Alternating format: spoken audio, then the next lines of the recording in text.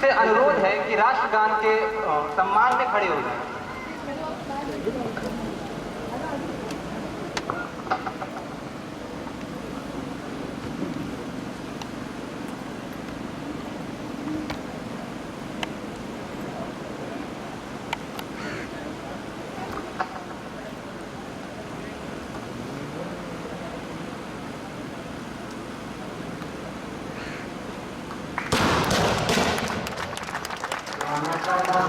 अधिनायक जय हे भारत भाग्य विधाता, पंजाब सिंध गुजरात मराठा द्राविड़ उत्कल बंगा, विंध्य हिमाचल यमुना गंगा उच्चल जलधि तरंगा, रम शुभ नामे जागे, रम शुभ आशीष मांगे, गाहे सब जय गाथा, जन गण मंगल दायक जय हे भारत भाग्य विधाता, जय हे जय हे जय हे जय जय जय जय हे।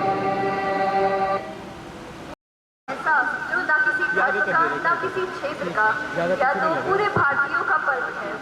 कुछ गम भी आए याद दिलाता ये, हमारे देश के वीर शहीदों का महत्व बताता ये। मैं जा रहा हूँ, गर्मी लग रही है। अरे बैठो। आखिर होती नवंबर, उसके कारण हमारे दिलों में भारतीयों का एहसास दिलाता है। हर साल की तरह इस साल भी 15 अगस्त इस देश को स्वतंत्रता का आभास कराता है। सर्वप्रथम आप सभी को स्वतंत्रता दिवस की हार्दिक शुभकामनाएं। अब आइए मेरे प्रिय साथियों, आज भारतीय स्वतंत्रता दिवस के अवसर पर हम अपने जीवन को गर्व के साथ व्यक्त करें और आजादी के साथ जीने की स्वतंत्रता का जश्न मनाएं। तो आइए हम सब मिलकर पूरे जोश एवं उमंग के साथ भारत माँ का जयकारा करें। भारत माता की जय। आज के इस स्वतंत्रता दिवस के उत्सव पर हमारे महाविद्यालय Shri Ramswaroop memorial college of engineering and management की तरफ से मैं Tejaswani Singh CS first year और मैं Dipendra Bhatt CS first year यहाँ उपस्थित सभी गणमान्य अतिथियों और देशभक्तों का इन पंक्तियों के साथ स्वागत करते हैं। आजादी की कभी शाम नहीं होने देंगे, आजादी की कभी शाम नहीं होने देंगे, शहीदों की कुर्बानी बदनाम नहीं होने देंगे। बची रहेगी एक बूंद भी खून की जब तक, बची रहेगी एक बूंद भी खून की जब तक भारत माता का आंचल नीलाम नहीं होने देंगे। अरे कोई दिक्कत नहीं, जाओ ले लो। मुझे हमारे माननीय मुख्य अतिथि मेजर अशोक कुमार सिंह एवं विशिष्ट अतिथि मिसेस आशा सिंह और माननीय अधिशासी निदेशक, माननीय अतिरिक्त अधिशासी निदेशक और हमारे निदेशक का स्वागत करते हुए अत्यंत हर्ष की अनुभूति हो रही है। अब हम आप सभी को एक प्रमुख व्यक्तित्व से परिचित कराते हैं जिनकी विशेष क्षमताएं हमें हमेशा बेहतर करने की ओर प्रेरित करती हैं। हम मंच पर आमंत्रित करते हैं हमारे समूह निदेशक महोदय का।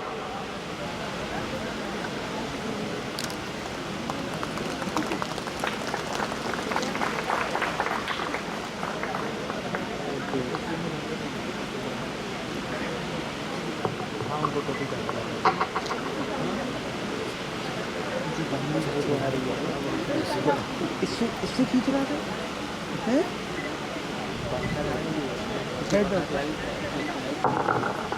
आज के कार्यक्रम के मुख्य अतिथि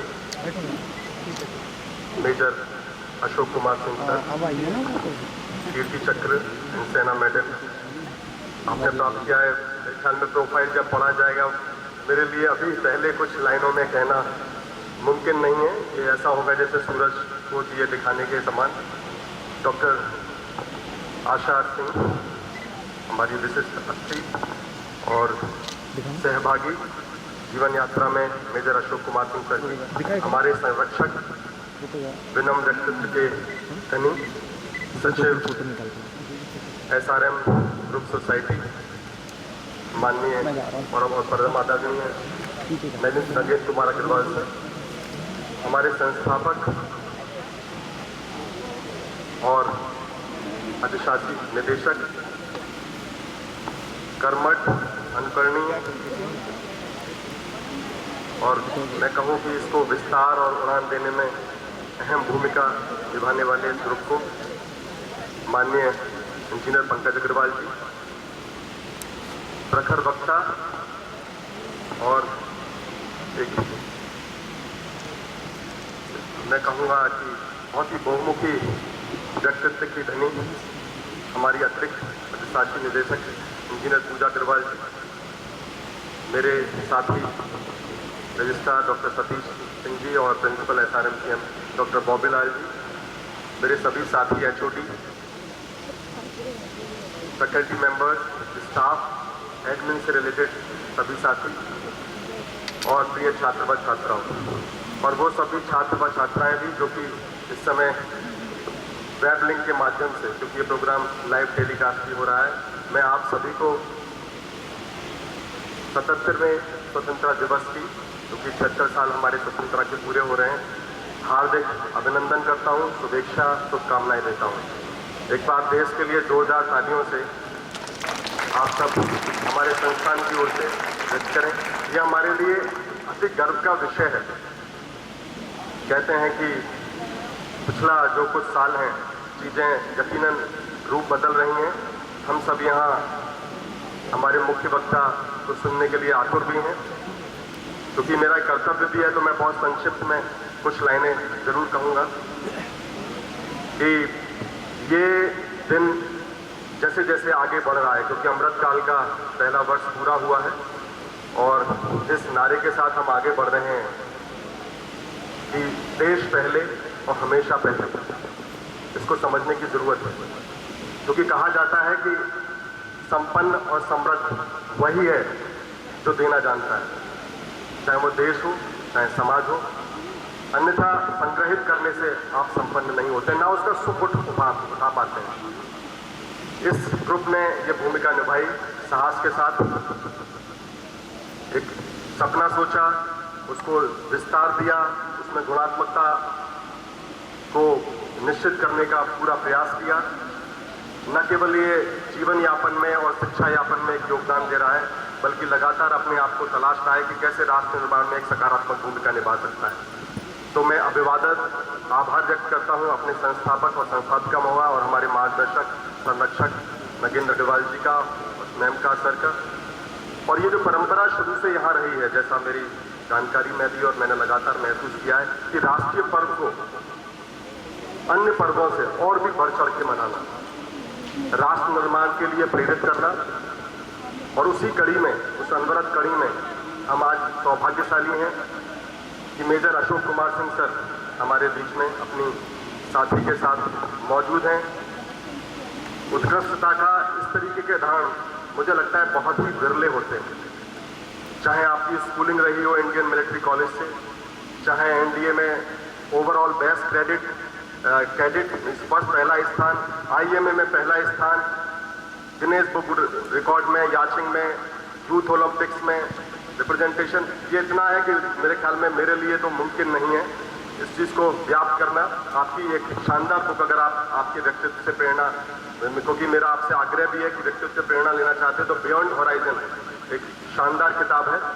मुझे जल्दी ही इस हफ्ते में जब सर से इंटरेक्शन हुआ तो पढ़ने का सौभाग्य मिला, तो आपका रोम रोम रोमांचित हो जाएगा कि हालात आपको कभी भी असमर्थ नहीं कर सकते। उस बात की प्रेरणा लेनी है तो सर के उस हल्की सी झलक को आप ले लीजिए। आप हालात को बदल सकते हैं और राष्ट्र निर्माण में एक महत्वपूर्ण भूमिका निभा सकते हैं उन हालातों के विपरीत जो कि शायद एक आम आदमी को विचलित कर दे। तो जैसा हमारे माननीय प्रधानमंत्री कहते हैं कि जय जवान, जय किसान, जय विज्ञान, जय अनुसंधान, यही हमारे देश का मंत्र है। और 15 अगस्त इस संकल्प के लिए मेरा मानना है बहुत ही उचित है, क्योंकि इसी दिन हमारा देश हुआ स्वतंत्र है। तो इस संकल्प को लेके आगे बढ़ें, क्योंकि आप समर्थ हैं, हम सब समर्थ हैं, हम इसमें एक अहम भूमिका निभा सकते हैं, निभाते भी आए हैं, लेकिन उसको एक और बेहतर दायरा देना ये हमारा दायित्व भी है समर्थता के साथ साथ। जहाँ तक देश है, आज लाल किले की प्राचीर से बहुत सारी बातें कही हैं। हमारे माननीय प्रधानमंत्री बातों को और एक नई दिशा को देने के लिए और सही चीज़ों को एक निश्चितता के साथ आगे बढ़ाने के लिए बहुत ही जाने जाते हैं, न केवल देश के पटल पे, विश्व पटल पे। तो मेरा आपसे ये भी आग्रह है कि आप समय निकाल के, क्योंकि हो सकता है कुछ लोग उनको सुन पाए हो, ये कोई विशेष मैं कहूँगा विशेष विचारधारा का विषय नहीं है, ये राष्ट्र निर्माण का विषय है। और अगर आप देखेंगे, उसको समझेंगे, तो आप पाएंगे कि उसमें से शायद 1% भी आप ऐसा नहीं पाएंगे जो कि आपके देश को आगे बढ़ाने के लिए जरूरी नहीं है। तो उसको, क्योंकि बातें बहुत सारी हैं, ऑलरेडी लाल किले की प्राचीर से कही गई हैं, और आज कुछ आपको प्रेरणा विशेष मिलने वाली है हमारे वक्ताओं से, तो उनको भी ध्यान से सुने, मेरा ऐसा आग्रह है। जो भी यहाँ यूट्यूब और फेसबुक लाइव के माध्यम से जुड़े हुए हैं और जो यहाँ पर मौजूद हैं, हम सौभाग्यशाली हैं कि हमको देश सेवा देश में रह के करने को मिल रही है। बहुत से लोग हैं जो इसी देश सेवा को बाहर से भी कर रहे हैं, भारत का रिप्रेजेंटेशन कर रहे हैं। तो मैं इन लाइनों के साथ अपनी वाणी को विराम दूंगा। जब आंख खुलें तो धरती हिंदुस्तान की हो, चाहे दिन की बात हो चाहे रात की बात हो। जब आंख खुलें तो धरती हिंदुस्तान की हो, जब आंख बंद हो तो यादें हिंदुस्तान की हो। हम मर भी जाएं तो कोई गम नहीं, हम मर भी जाएं तो कोई गम नहीं, मरते वक्त मिट्टी हिंदुस्तान की हो। जय हिंद, जय भारत।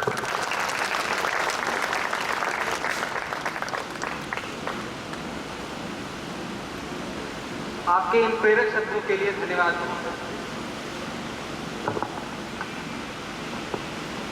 अब मुझे आपको परिचय उन दूरदर्शी लोगों में से एक से कराते हुए बेहद खुशी हो रही है, जो एक सफल पेशेवर, उद्यमी और परोपकारी है। IIT कानपुर की एक सिविल इंजीनियर जो एक गोल्ड मेडलिस्ट भी है। अब हम हमारी सह संस्थापक एवं अतिरिक्त अधिशासी महोदया को मंच पर आमंत्रित करना चाहेंगे।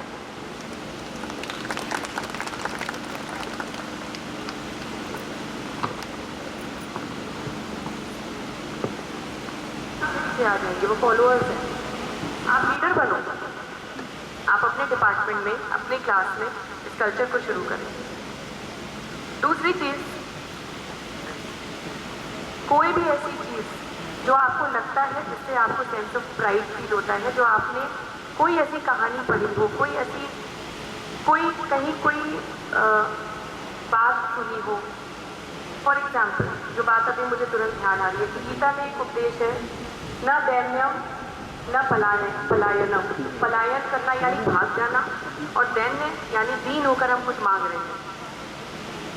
तो इस उपदेश में एक रहस्य ये छुपा है, अर्जुन को ये उपदेश मिला था कि ना चुनौती के टाइम पर ना हम किसी के सामने झुकेंगे, ना हम भागेंगे, हम चुनौती का डट कर सामना करेंगे। अब आप देखिए, 4 शब्द के एक श्लोक में, एक 4 लाइन की, 4 वर्ड्स की इस पंक्ति में कितना कुछ छुपा है। चुनौती किसके जीवन का हिस्सा नहीं होती है? बच्चों को बच्चों के लेवल की चुनौती होती है, बड़ों को बड़ों के लेवल की होती है। आजकल की जनरेशन मुझे लगता है बहुत चुनौतियों का सामना कर रही है। सबसे बड़ी चुनौती उनके सामने फोन है, टेक्नोलॉजी है। उनको पता ही नहीं है कि कितना टाइम किसमें देना है। ये बहुत बड़ी चुनौती है। हम लोग उस चुनौती को हमने कभी फेस नहीं किया बचपन में। आप सोच कर देखिए, आसान है आपके लिए कहना कि फोन किनारे करो, स्क्रीन टाइम कम करो, लेकिन आज की जनरेशन जो बड़ी हो रही है उनके लिए ये एडिक्शन बन गया है। तो ये और कुछ नहीं है, चुनौती है। अब इस चुनौती को कैसे हराएंगे हम? एक दिन के लिए प्रण लीजिए कि आज के दिन मुझे फोन नहीं छूना है, डिटॉक्स, टेक डिटॉक्स। उस चुनौती को हमने गर्दन पकड़ के हमने उसका सामना किया, भागे नहीं है। तो चुनौती आप खुद डिफाइन करिए क्या है, और जब आप अपने अंदर की, अपने घर की प्रॉब्लम्स को एक एक करके इस तरह से सॉल्व करेंगे, तब आप समाज निर्माण करेंगे और फिर जाके देश निर्माण होगा। यही एक विचारधारा बननी चाहिए, और यही आपकी एक नागरिक, एक सच्चा नागरिक होने का उद्बोधन करता है। ये हमारा इंडिकेटर है। बहुत ज़रूरी है कि हम इस पर विचार करना शुरू करें, और हम जिस कार्य से जुड़े हैं, हम एजुकेशन में हैं। एजुकेशन इतना पावरफुल टूल है कि education is all about creating history. जितनी भी दुनिया में जो भी चीज़ें हुई हैं वो विचारधारा की वजह से हुई, और विचारधारा फिलोसफर्स लेकर आते हैं, और फिलोसफर्स और कोई नहीं, आप हैं और हम। हमारी आपकी विचारधारा से देश चलते हैं। तो ये हमारी जिम्मेदारी बनती है, ये हमारा कर्तव्य बनता है कि हम आने वाली जो नई पीढ़ी है उसको एक सही दिशा निर्देश दें, and they should follow us, they should exemplify us. जब हम अपने काम में बहुत इंटेग्रिटी और ऑनेस्टी, डिलीजेंस के साथ काम करेंगे तो मुझे लगता है आगे आने वाली जनरेशन अपने आप उस रास्ते पर चल देगी। तो बहुत ज़रूरी है कि हम आने वाली पीढ़ी को जो सही है वो बताएं, खुद पहले अपनाएं, और जो भी देश का निर्माण है उसमें अपना जैसे भी हो सकता है। मैं मानती हूँ कि हम सब जो यहाँ पर मेरे साथी लोग बैठे हैं, मैं स्टूडेंट्स की बात नहीं कर रही हूँ, वो मेरे ख्याल से 35 से 50 के बीच में मोस्टली सब लोग हैं, मिडिल एज में सब लोग हैं। आप ये विचार करिए कि आपके पास कितने साल हैं काम करने के, 15 साल, 20 साल, 25 साल बस। तो क्या आप इसमें ऐसा क्या करोगे जिससे कि कोई बदलाव आए? ये मत मान कर चलिए ज़िंदगी भर हम देख लेंगे, अरे फिर करेंगे फिर नहीं आएगा। यही 20 साल हैं आपके पास, जो करना हो कर लो, फिर आप खुद किसी पे पराधीन हो जाओ। तो क्यों ना इस स्वाधीनता का स्वाद चखें और कुछ ऐसा बदलाव लेकर आए जिससे सच में देश का निर्माण हो। मैंने बात साहित्य की अटल बिहारी वाजपेयी, आप सब जानते हैं, बहुत ही सुंदर कवि थे। एक उनका अपना पॉलिटिकल आइडियोलॉजी, करियर, एक अलग विचारधारा थी, लेकिन उनकी कविताएं मुझे बहुत प्रेरित करती हैं। तो उसी में से एक छोटी सी 8 लाइन की कविता है, मैंने सोचा मैं आपके साथ, ये तब की है जब आज़ादी मिल गई थी हमें, लेकिन वो खुश नहीं थे। आज़ादी मिलने के बाद भी उनके क्या विचार थे, इसमें उन्होंने कहा है, पुनः चमकेगा दिनकर, दिनकर मतलब सूरज, right, we all know that. आज़ादी का दिन मना, नई गुलामी बीच। उनका कहना था कि आज़ादी आपको on the face of it मिल गई है, लेकिन नई गुलामी भी मिल गई है साथ में। ये विचारधारा है, आप माने या ना माने, विचार करें, इसके लिए बता दें। आज़ादी का दिन मना, नई गुलामी बीच, सूखी धरती सूखा अंबर, मन आंगन में कीच, कीच यानी कीचड़, मन आंगन में कीच, कमल सारे मुरझाए, एक एक कर बुझे दी अंधियारे छाए, कह कैदी कबीराए। कवि जो है वो अपने आप को कैदी मान रहा है अभी तक। कह कैदी कबीराए, ना अपना छोटा जी कर, चीज निशा का बख्श, पुनः चमकेगा दिनकर। तो एक उदासीन उन्होंने पिक्चर पेंट करी। उसके बाद कहते हैं every cloud has a silver lining. उन्होंने कहा कि नहीं, पुनः चमकेगा दिनकर। और उनको वो होप, वो उम्मीद कहाँ से आई है? वो नई जनरेशन से आई है। हम सबकी उम्मीद है नई जनरेशन, हमारे students. And with the last message to my students, I just would like to end my address to you. मैं चाहती हूँ कि बच्चे यहाँ पर जो मेरी बात सुन रहे हैं वो इस बात का ध्यान लें कि यहाँ केवल आप पढ़ाई करने नहीं आए, यहाँ आप एक कैरेक्टर बिल्डिंग के लिए आए। आपका जो भविष्य वो केवल आपकी किताबें, आपकी ग्रेड्स, आपकी असाइनमेंट्स नहीं निर्धारित करता है। What you are as a person from inside and how strong you are with your character, that is what defines you. उस पर ध्यान दें और कोशिश करें कि कुछ सिविल जो आपकी ड्यूटीज बनती हैं एज अ गुड सिटीजन, उसको खुद भी अपनाएं, और जो नहीं अपना रहे उनको टोकें। एक आदत पड़ गई है हमको बर्दाश्त करने की। कुछ दिन पहले मैं और सर मेट्रो में जा रहे थे किसी काम से, तो सर के पास में एक बंदे बैठे हुए जोर से अपने मोबाइल से कुछ साउथ इंडियन मूवी चलाकर सुन रहे हैं, disturbing everybody around. He is very cool headed, वो बर्दाश्त कर गए। आई एम लिटिल टेम्परामेंटल, मुझे नहीं बर्दाश्त होती है सब बातें। जब तक हम अगले बंदे को टोकेंगे नहीं, उसको कैसे एहसास होगा कि उसकी वजह से पास बैठे लोगों को प्रॉब्लम हो रही है। तो आप कहीं कोई परेशानी देखें, उस पर आवाज़ उठाएं।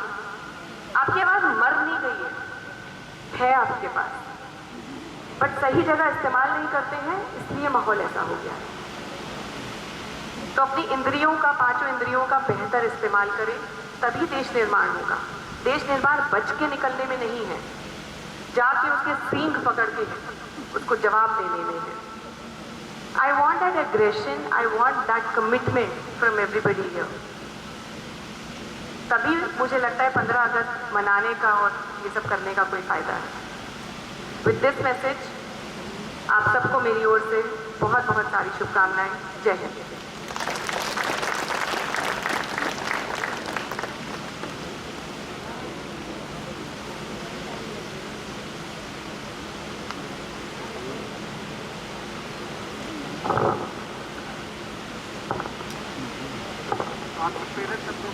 आपके प्रेरक शब्दों के लिए आपका अत्यंत धन्यवाद है। आदरणीय श्रोतागण, आज एक बार फिर हम एक उल्लेखनीय एवं प्रसिद्ध व्यक्तित्व से आपका परिचय कराना चाहते हैं, जो हमारे माननीय संस्थापक और अधिशासी निदेशक हैं। महोदय, आपको शायद ही किसी परिचय की आवश्यकता हो। आपने अनेक क्षमताओं में अपने विशिष्ट कार्य से हम सभी को गौरवान्वित किया है। आप सबसे प्रेरक गणमान्य व्यक्तियों में से एक हैं जिन्हें हम जानते हैं। आपका मंच पर हार्दिक स्वागत है।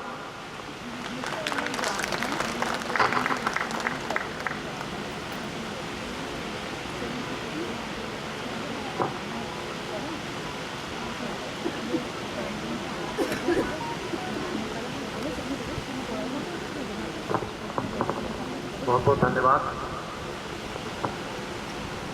सर्वप्रथम आप सभी को आज 77वीं वर्षगांठ पर स्वतंत्रता दिवस की बहुत बहुत बधाइयाँ।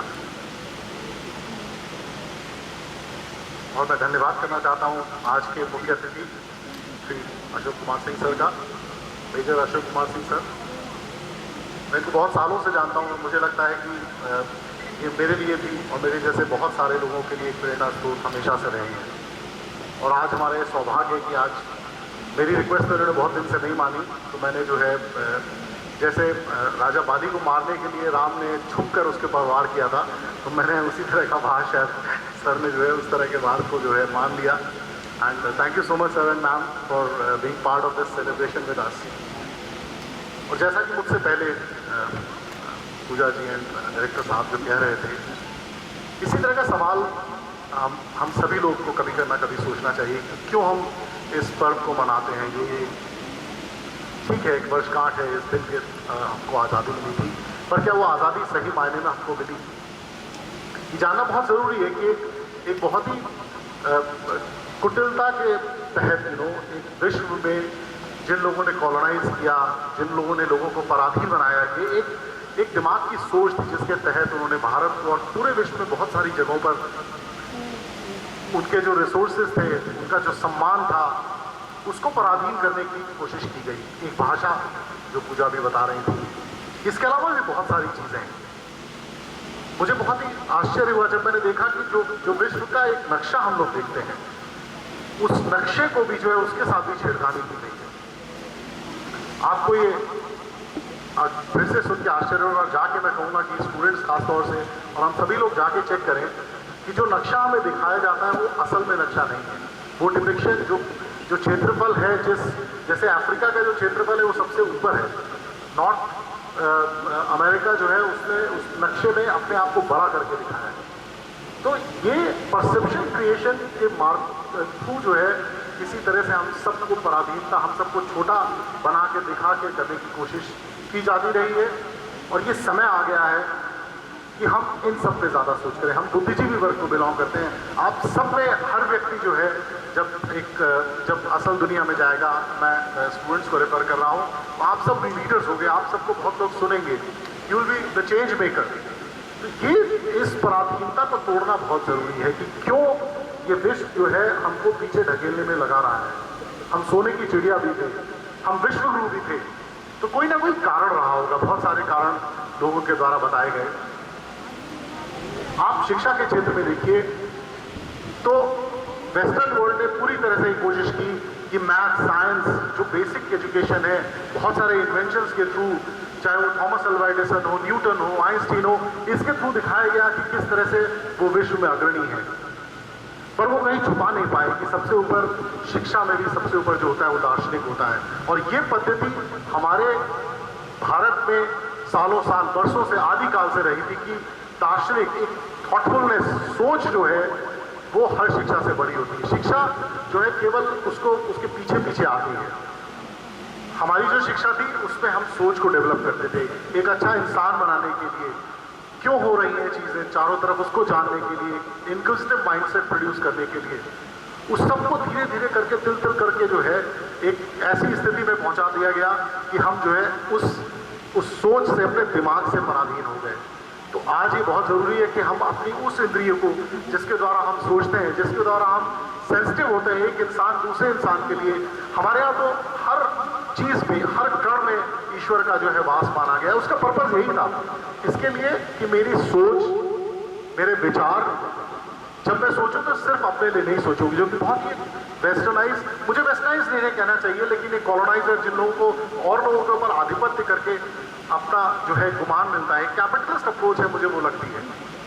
अब समय आ गया है, स्वाधीनता मिले हमको बहुत समय हो गया, किंतु अब हमें फिर से उस विश्व गुरु का दर्जा दाखिल करने के लिए एक ही चीज जरूरी है कि हम हर व्यक्ति, हर जीव जंतु, हर चीज के प्रति जो है अपनी सेंसिटिविटी जाहिर करें।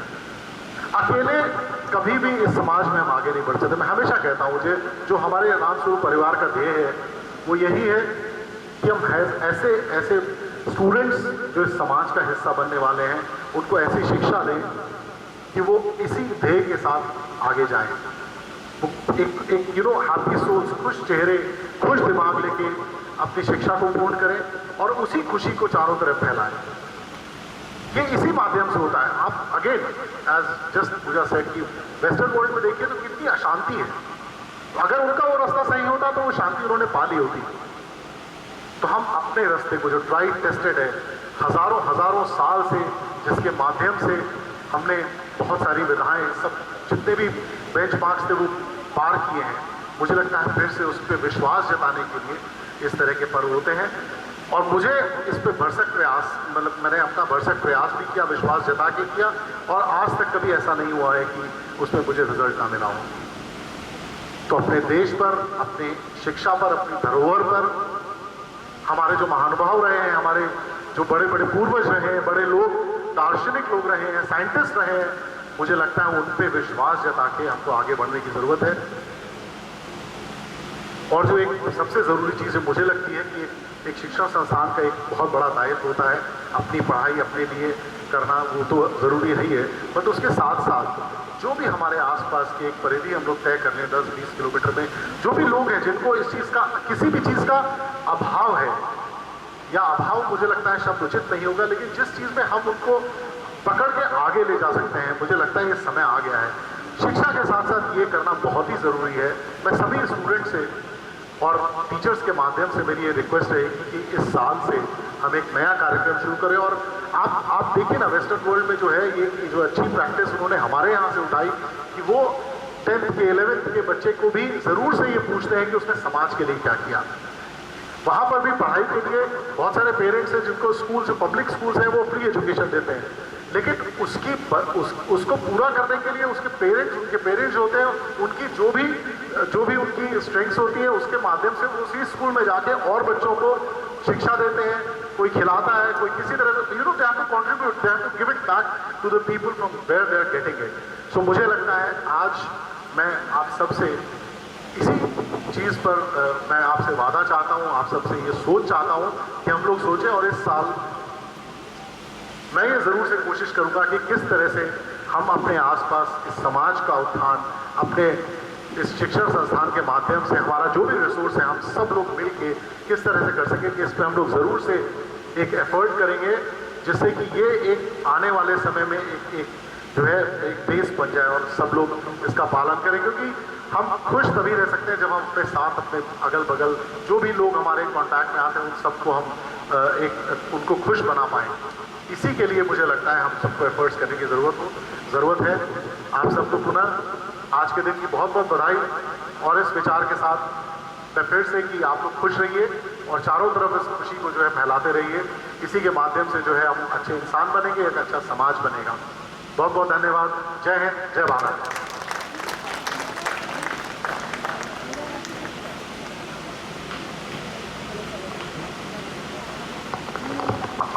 धन्यवाद महोदय, आपके शब्द हमारे लिए प्रेरणा का स्रोत है। यह अत्यंत सम्मान और सौभाग्य की बात है कि हम आज यहाँ एक साथ इकट्ठे इकट्ठा हुए हैं एक प्रतिष्ठित व्यक्ति का गर्मजोशी से स्वागत करने के लिए, जिन्होंने न केवल अनुशासन, साहस और नेतृत्व के मूल्यों का उदाहरण प्रस्तुत किया है, बल्कि अपने जीवन का एक महत्वपूर्ण हिस्सा राष्ट्र सेवा में भी समर्पित किया है। हम हमारे माननीय सचिव महोदय, माननीय अधिशासी निदेशक महोदय, माननीय निर्देशक महोदय, माननीय अतिरिक्त अधिशासी महोदय से आग्रह करना चाहेंगे कि वह हमारे बीच उपस्थित मुख्य अतिथि मेजर अशोक कुमार सिंह एवं मिसेस आशा सिंह को सम्मानित करें। माननीय महोदय, इस स्वीकार से हमें कृतज्ञ करें।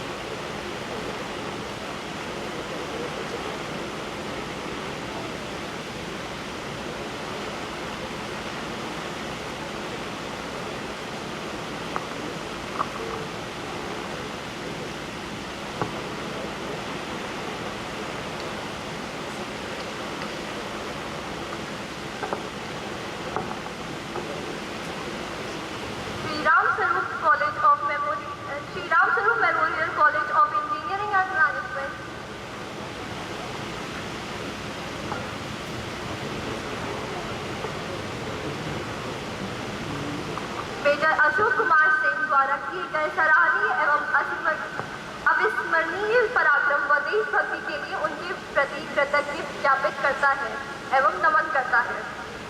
इस अवसर पर बेहद उत्साह के साथ हम उन्हें मंच पर आमंत्रित करते हैं।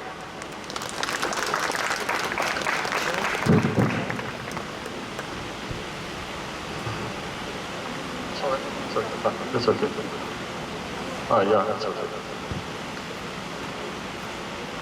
Again sir, Pankaj ji, Pooja ji, director साहब, चौहान साहब और Shri Ram Swaroop memorial college of engineering management के विशिष्ट स्टाफ, स्टूडेंट्स,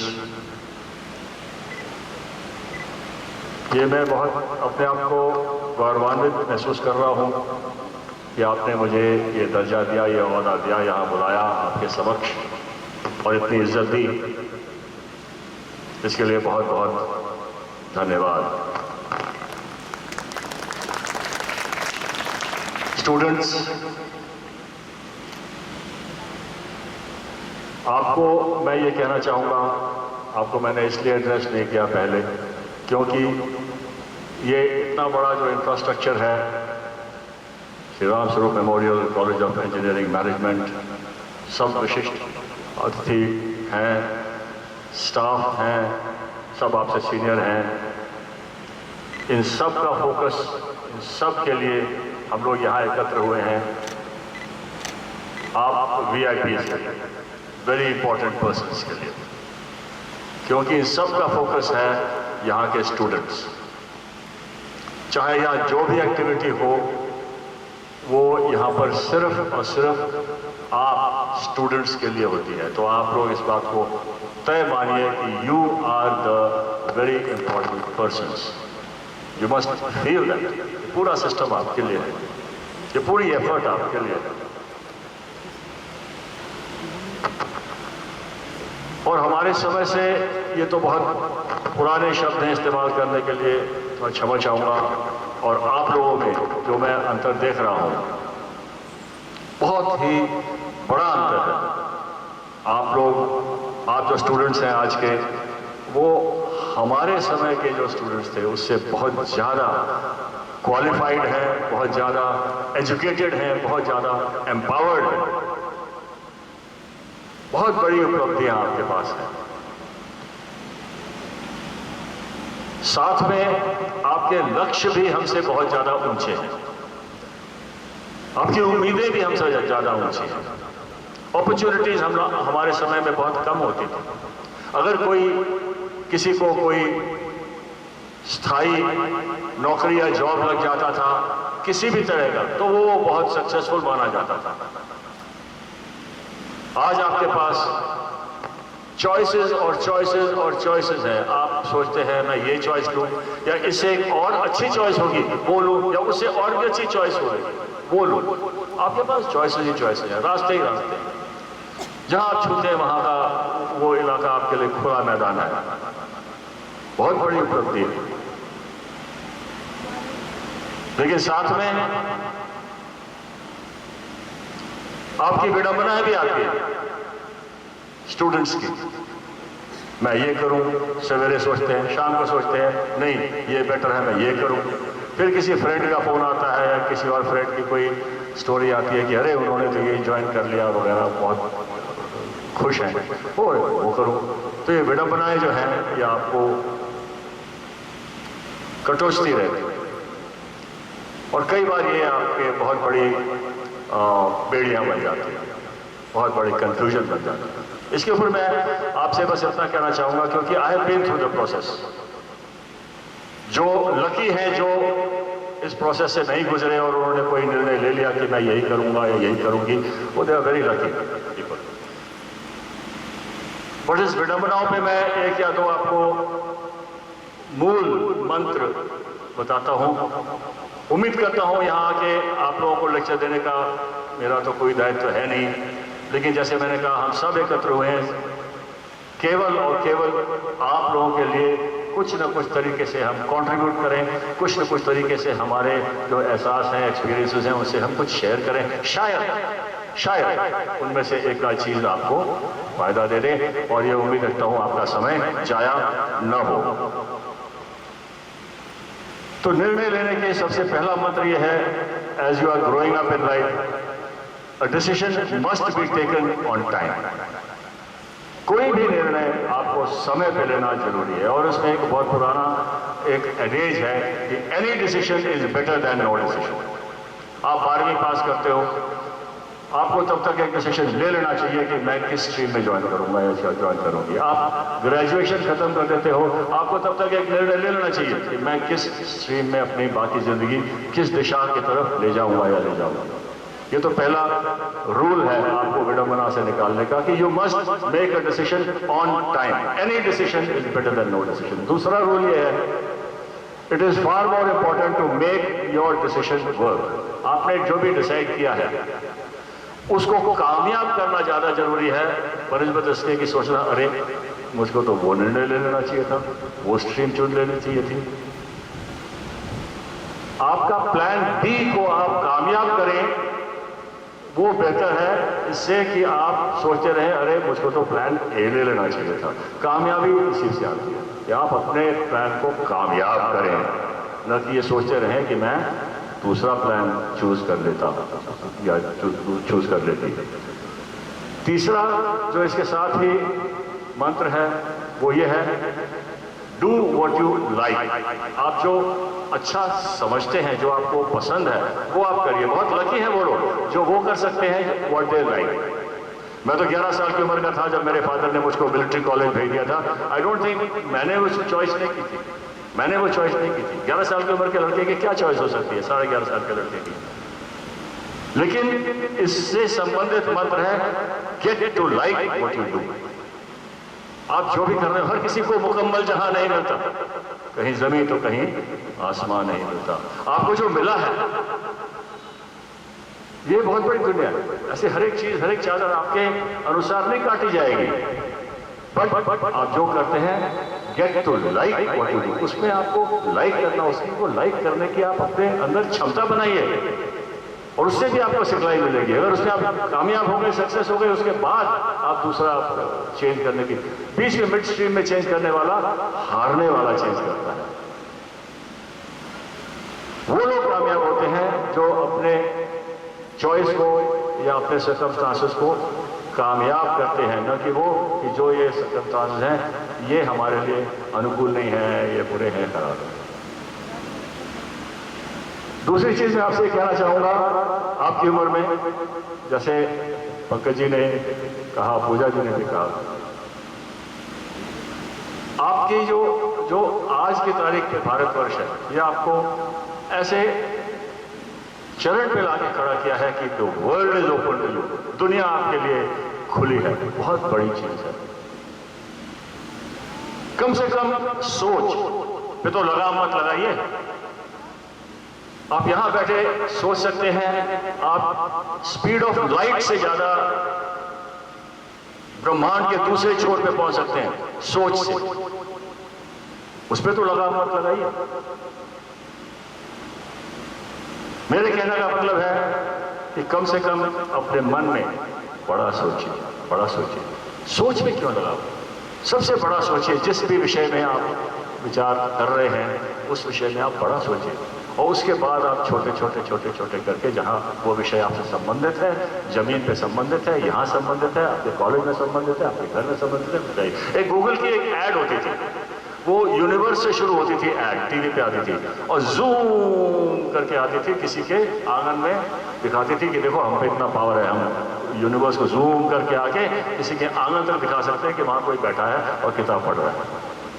तो इस तरह की क्षमता बनाइए, ओवरऑल सोचिए। सबसे बड़ा क्या सोच सकते हैं? मैं तो ब्रह्मांड से ज्यादा बड़ा तो सोच नहीं सकता।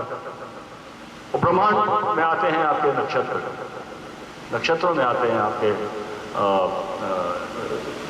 सौरमंडल में आपके सूरज आता है जो आपको एनर्जी देता है, जीवन देता है, और आपके चंद्रमा जो आपको वेदर पैटर्न देता है, क्रॉप्स देता है, क्लाइमेट देता है, और ये माँ धरती। Then you think of the countries, your borders, and then you locate yourself, you are in Lucknow, you are here.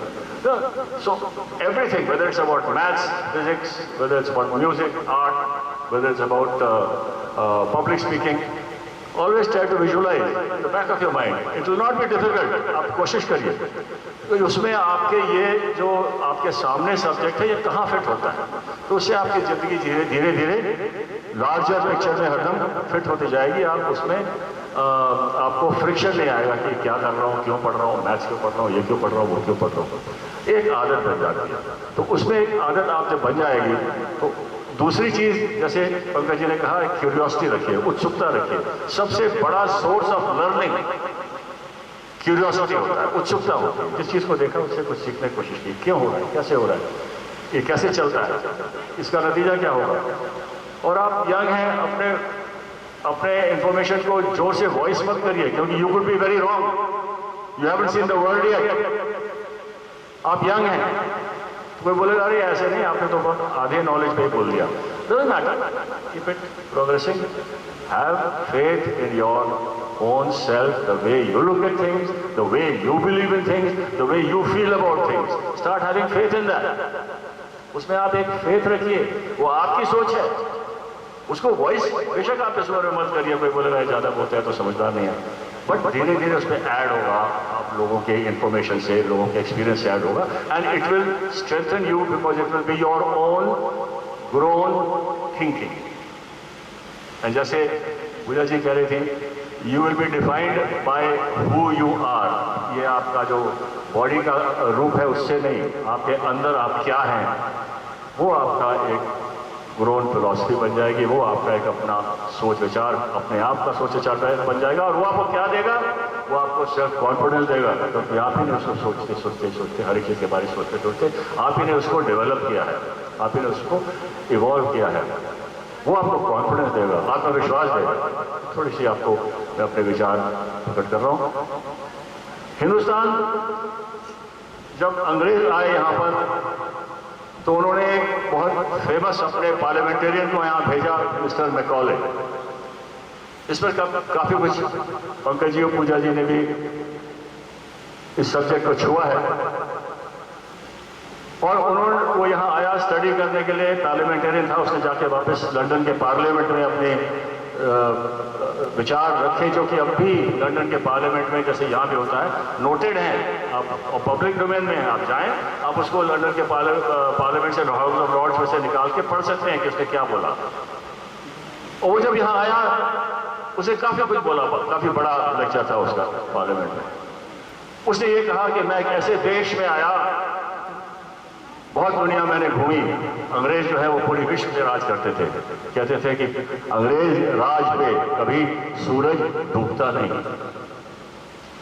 वो सब देश गया, कहता है मैं ऐसे देश आया जहां की संस्कृति, यहाँ के लोग इस दुनिया में सबसे ज्यादा एडवांस हैं। ऐसे एडवांस संस्कृति मैंने दुनिया में कहीं नहीं देखी। न यहाँ गरीबी है, न भूखमरी है, न यहाँ आपको भिखारी दिखते हैं।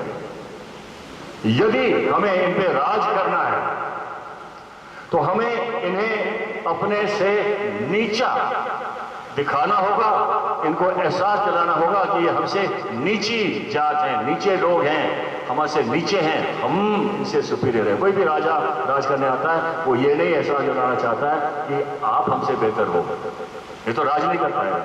और उन्होंने 200 साल यही एहसास दिलाया कि आप हिंदुस्तानी हमसे नीचे हैं, हमसे छोटे हैं, आप तो बेकार हैं।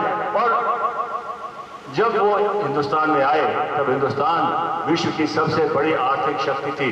दुनिया का लगभग 38% धन हिंदुस्तान में। जब वो गए यहां से, तो हिंदुस्तान विश्व का सबसे गरीब देश था। ये दुनिया की सबसे बड़ी सामूहिक लूट कहलाई जा सकती है, सबसे बड़ी सामूहिक लूट जो अंग्रेजों ने यहां की। लेकिन इससे ज्यादा बढ़ के जो वो लूट ले गए, वो लूट ले गए आपका स्वाभिमान, आपकी आत्म शक्ति। हम सब सोचने लगे, जब हम छोटे होते थे, हम सब सोचने लगे कि हर एक चीज अंग्रेजी हमसे सुपीरियर है।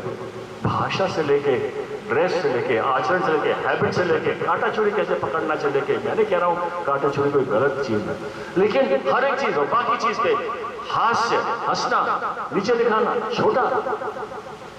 अगर कोई मेडल लेके आता था तो वो रशियन होगा या वेस्टर्न होगा या यूरोपियन होगा, या कोई माउंटेन चढ़ता था तो ऑस्ट्रेलियन होगा, कहीं और का देश होगा। हमारा, और वो भी बाराबंकी लखनऊ का ना, आज भी ये मनोवृत्ति है। पूजा जी ने कहा कि हमें ये मनोवृत्ति जो बेड़ियां हमें तोड़नी होंगी, पंकज जी ने भी यही कहा, ये बेड़ियां हैं।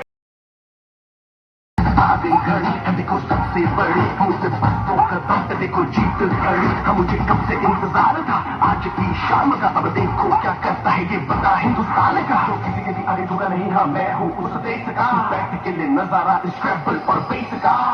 चलू ये चलू ढाई ढाई हाथ नहीं जाऊंगा, जब के बगैर झाड़ दूंगा तुझको मैं उखाड़ दूंगा। जहाँ से तू आया है ना वहीं तुझे गाड़ दूंगा। तेरी जमीन पे आज तुझे भी पछाड़ दूंगा। झंडा इंडिया का बटे गाड़। और भगत सिंह ने हंसते हंसते फांसी पे चढ़ गए तो उन्होंने नहीं सोचा कि उनमें उनका क्या फायदा। इनकलाब जिंदाबाद। और जैसे कि 1931 1940 में लंदन में सरदार उधम सिंह को भी फांसी की सजा सुनाई गई थी।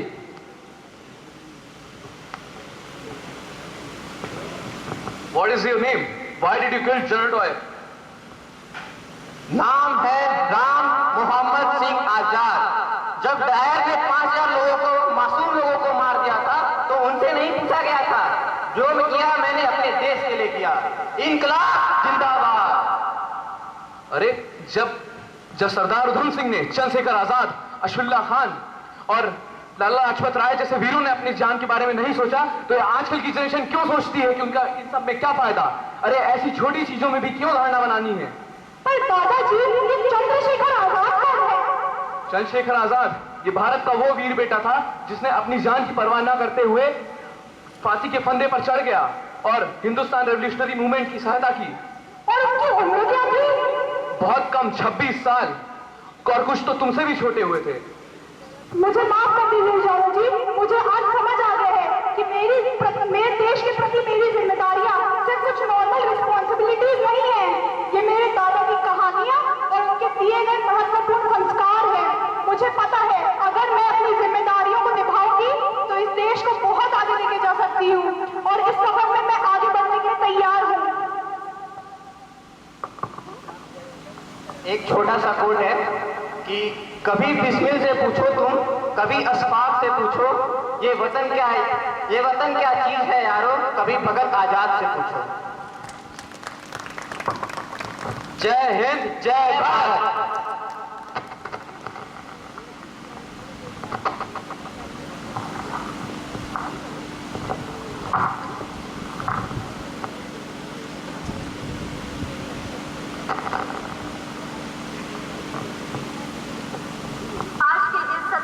स्वतंत्रता दिवस के अवसर पर हम शहीदों के लिए कुछ पंक्तियां कहकर इस कार्यक्रम का समापन करना चाहेंगे। आओ झुककर सलाम करें उन्हें, आओ झुककर सलाम करें उन्हें जिनकी जिंदगी में मुकाम आया है। किस कदर खुश नसीब है वो लोग, किस कदर खुश नसीब है वो लोग जिनका लहू देश के काम आया है। जय हिंद, जय भारत।